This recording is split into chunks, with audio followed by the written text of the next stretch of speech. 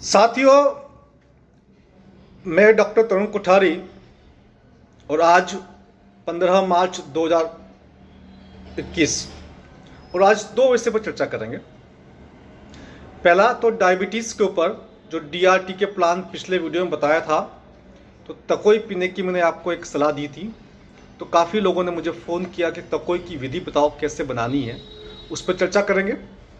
और दूसरा वैक्सीन पर चर्चा करेंगे, झूठी महामारी पर चर्चा करेंगे, इस षड्यंत्र पर चर्चा करेंगे। तो करते हैं शुरू। तकोई के लिए आपको क्या करना है, 9 पदार्थ लेने हैं। आंवला, बहेड़ा, हरड़, मेथी दाना, जामुन की गुठली, पुनर्नवा, इंद्रजो, गिलोय और दालचीनी। चाहे तो सब बराबर बराबर ले सकते हैं 100-100 ग्राम, या फिर चाहे तो दालचीनी को थोड़ा कम कर सकते हैं, दालचीनी को आधा कर सकते हैं। बाकी 100 ग्राम तो दालचीनी 50 ग्राम ले सकते हैं।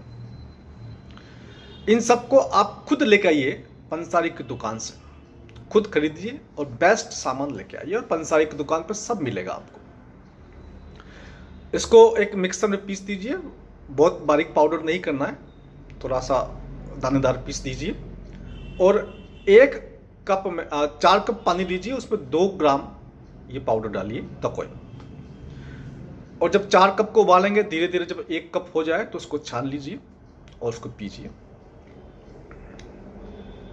यह डायबिटीज़ के लिए, शुगर कंट्रोल करने के लिए बहुत ही अच्छा उपाय है। मेरे काफ़ी मित्रों ने प्रयोग किया है और उनको बहुत अधिक लाभ मिला है। और बहुत सारे लोगों का तो डायबिटीज़ रिवर्स हो रहा है, कंट्रोल तो हो ही रहा है, रिवर्स यानी कि नॉर्मल की तरफ जा रहा है। और कई लोगों का तो जो 3 महीनों का जो लेवल होता है वो भी नॉर्मल आ जाता है। कितना लेना है? यदि आपकी फास्टिंग शुगर 100 से ऊपर है तो दिन में 1 बार, 200 से ऊपर तो 2 बार, 300 से ऊपर तो 3 बार और 400 से ऊपर तो 4 बार। इससे अधिक आपको नहीं लेना है। ये तो बात हुई डीआरटी के प्लान के अंतर्गत तकोई बनाने की विधि। अब बात करते हैं दूसरी, जो मुख्य मुद्दा है हमारा, वैक्सीन को लेकर के। मेरे काफ़ी साथियों ने पूरे देश से फ़ोन किया है कि सर हमको परेशान कर रहे हैं, हमारे अधिकारी परेशान कर रहे हैं। कोई पुलिस में है, कोई आर्मी में है, वहाँ तो वो बोल भी नहीं सकते, बात भी नहीं कर सकते अपने अधिकारियों के साथ में। कोई कह रहा है जी नौकरी से निकाल देंगे, कोई कह रहा है जी आपको तनख्वाह नहीं देंगे। तो बड़ी समस्या आ रही है। कुछ हेल्थ केयर वर्कर्स हैं, उनको नहीं लेना है लेकिन ज़बरदस्ती उनको लेना पड़ रहा है। तो मैं आपको बताता हूँ कि हमारे एक मित्र है अनुराग सिन्हा, इन्होंने आरटीआई लगाया था और आरटीआई का जवाब 9 मार्च 2021 को आया, लेटेस्ट है। ये आरटीआई है, इसका जवाब है, इसको आप देख लीजिए। ये 2 पेज है, इसको आप समझ लीजिए। क्या क्या प्रश्न पूछे थे इन्होंने?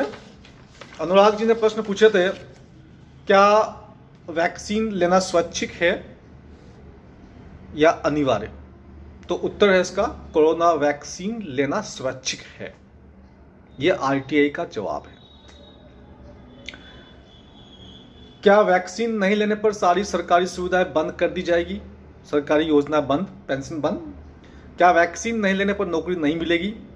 यदि कोई आईएएस, आईपीएस, स्वास्थ्य या पुलिस कर्मचारी नागरिकों को धमकी दे कि वैक्सीन नहीं लो तो ये कर देंगे, वो कर देंगे, क्या वैक्सीन नहीं लेने पर नौकरी से निकाला जा सकता है? वेतन को रोका जा सकता है, निजी और सरकारी दोनों जगह पर? तो इसका उत्तर है कि आवेदन में लिखी बातें निराधार है।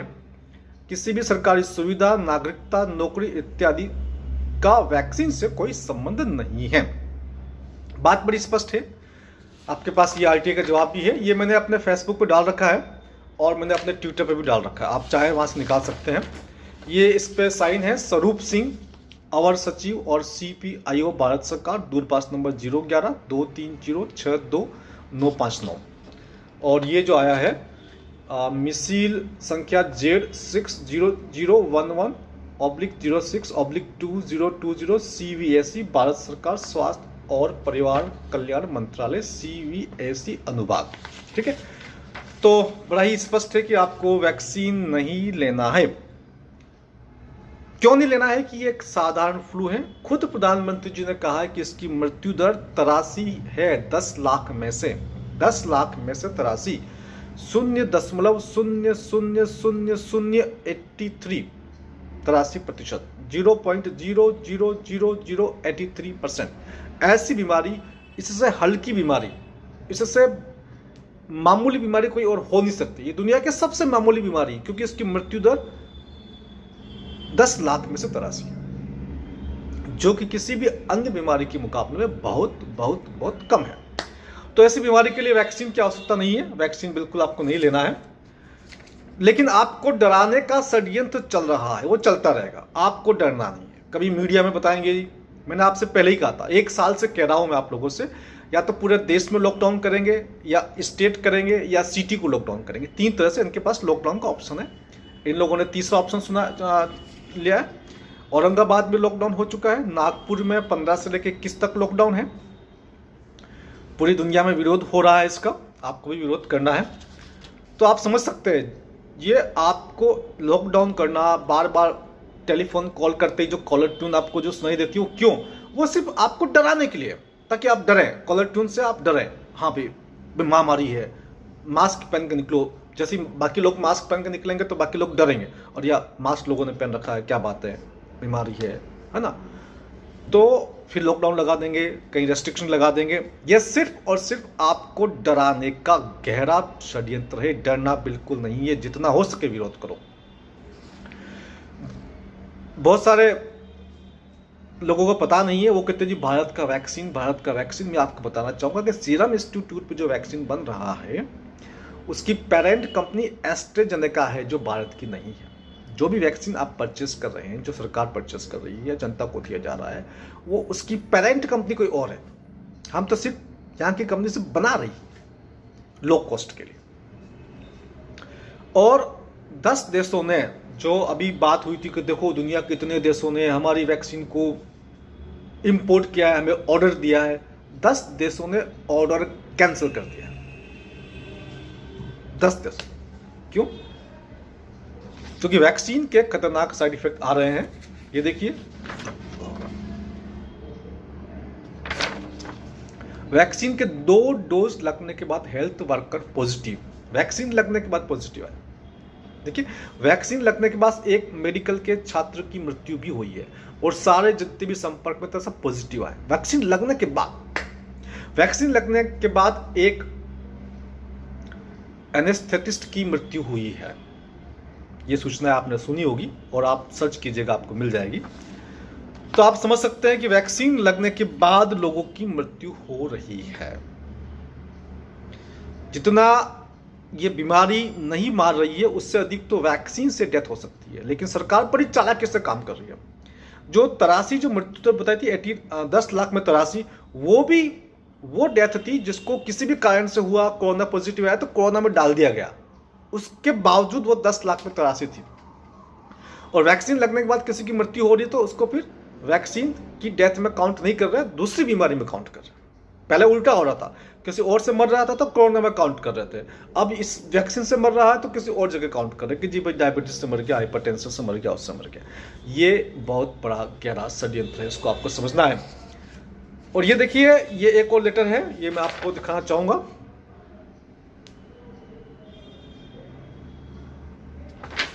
ये doctor Manohar Agnani, additional secretary है, स्वास्थ्य एवं परिवार कल्याण। तो पहले वैक्सीन लगवाने से पहले आपको एक कंसेंट साइन करना पड़ता था, फैक्ट शीट साइन करनी पड़ती थी, बतानी पड़ती थी ये फैक्ट शीट है, ये साइड इफेक्ट है, ये इसमें बुराई है। अब सरकार ने वो हटा दिया। अब सरकार आपको फैक्ट शीट नहीं बताएगी। अब सरकार आपका कंसेंट फॉर्म भी साइन नहीं कराएगी, बस आपको वैक्सीन लगा देगी। तो कितना बड़ा गहरा षड्यंत्र चल रहा है देश के अंदर। देश की 138 करोड़ जनता के साथ इतना गहरा षड्यंत्र चल रहा है। हम कैसे चुप बैठ सकते हैं? आप किसी भी पार्टी के सपोर्टर हो, आप चाहे भाजपा को हो, चाहे कांग्रेस को हो, चाहे किसी और पार्टी को, हमें उससे कोई मतलब नहीं है। देश मेरा बर्बाद हो रहा है, 138 करोड़ जनता को बर्बाद किया जा रहा है। हम तो चुप नहीं बैठ सकते ना, अपनी बात तो कहेंगे ना। ये अंतर्राष्ट्रीय षड्यंत्र है। इस षड्यंत्र में कई सारी बातें, इस षड्यंत्र में बहुत सारे षड्यंत्र, बहुत सारे गेम है। एक गेम में बहुत सारे गेम है। उसमें से एक ये भी है कि पूरी दुनिया को गरीब बनाना है। आप देख लीजिए, पिछले एक साल में महंगाई 30% बढ़ गई है और अगले साल और बढ़ जाएगी, यानी कि 2 साल के अंदर महंगाई 50% से लेकर 100% तक बढ़ जाएगी। अब आप बोलोगे जी महंगाई बढ़ गई, क्या फर्क पड़ता है? महंगाई का मतलब समझिए आप। महंगाई का मतलब आज आपको समझना बहुत जरूरी है। महंगाई मतलब कि आपने मान लीजिए अपने घर में 1 लाख रुपया कमाया, एक साल में 1 लाख रुपया कमाया, कमा करके सब टैक्स देने के बाद में सरकार के अपना बचत 1 लाख रुपया घर के अंदर रखा। 1 लाख रुपया आप अमुक सामान ले सकते हैं। 1 साल बाद महंगाई बढ़ गई 30%, तो जब आप घर पे नोट गिनेंगे तो 1 लाख ही निकलेंगे, लेकिन उस 1 लाख की वैल्यू अब कम होकर 70,000 हो चुकी है। पहले 70,000 में जितना सामान आता था उतना अब 1 लाख में आएगा। यानी कि सरकार, आपके पास 1 लाख रुपए है, उसके बावजूद सरकार ने आपकी जेब से 30,000 रुपये खींच लिए।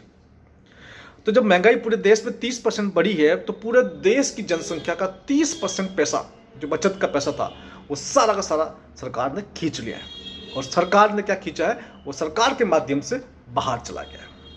जो दुनिया का आका है उनके पास चला गया है। और इस षड्यंत्र में हमारी सरकारें शामिल है, चाहे वो केंद्र सरकार हो, चाहे राज्य सरकार हो। इसको आपको मानना होगा, चाहे आप किसी भी पार्टी के सपोर्टर हो।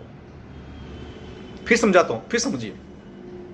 मान लीजिए आपके दादाजी के पास 10 लाख रुपया था 1947 में, और महंगाई बढ़ते बढ़ते इतनी यहां तक आ चुकी है, $1 1 पाउंड उस समय बराबर था, आज 1 पाउंड 100 से ऊपर चला गया। तो अब आप सोचिए, जो 10 लाख रुपए आपके दादाजी के पास थे, आज उसकी वैल्यू 10,000 रुपये हो गई है।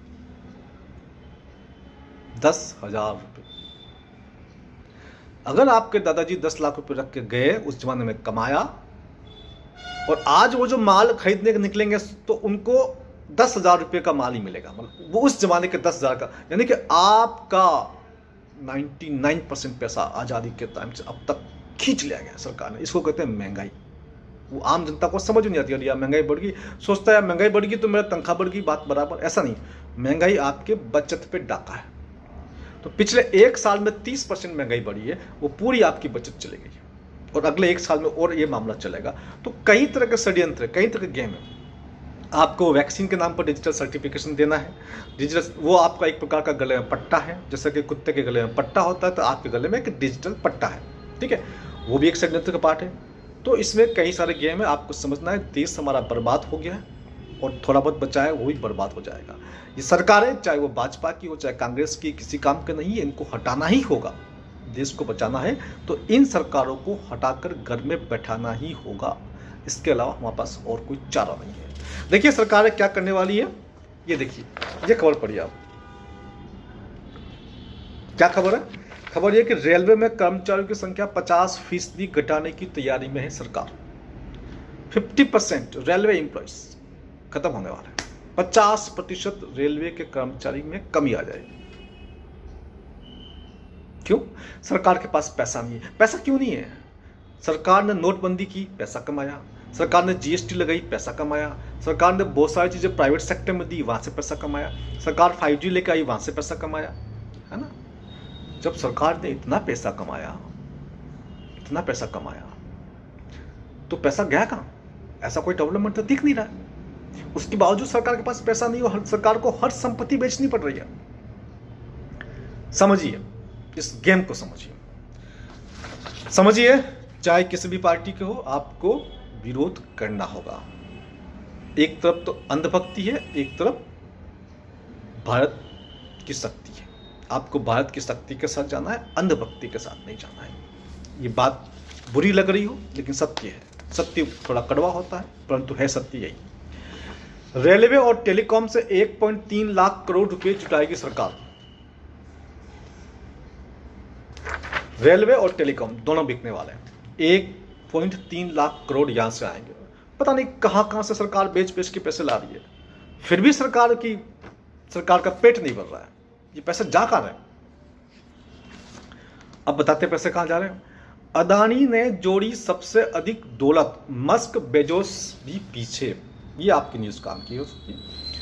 यानी कि पूरी दुनिया में पिछले एक साल में 2020 में पूरी दुनिया में जितने भी उद्योगपति, जितने भी काम करने वाले लोग हैं, उनमें सबसे अधिक दौलत अडानी साहब ने कमाई दुनिया में। हिंदुस्तान में लॉकडाउन, और अडानी साहब ने उतना पैसा कमाया उस लॉकडाउन में कि पूरी दुनिया के उद्योगपति, चाहे वो मस्क हो चाहे वो बेजोस हो, बड़े बड़े उद्योगपतियों के सामने अडानी साहब ने सबसे अधिक दौलत कमाई। देश बर्बाद हो गया, देशवासी बर्बाद हो गया। कहां चलेगी दौलत? अडानी साहब के पास। और खबर सुनिए आप,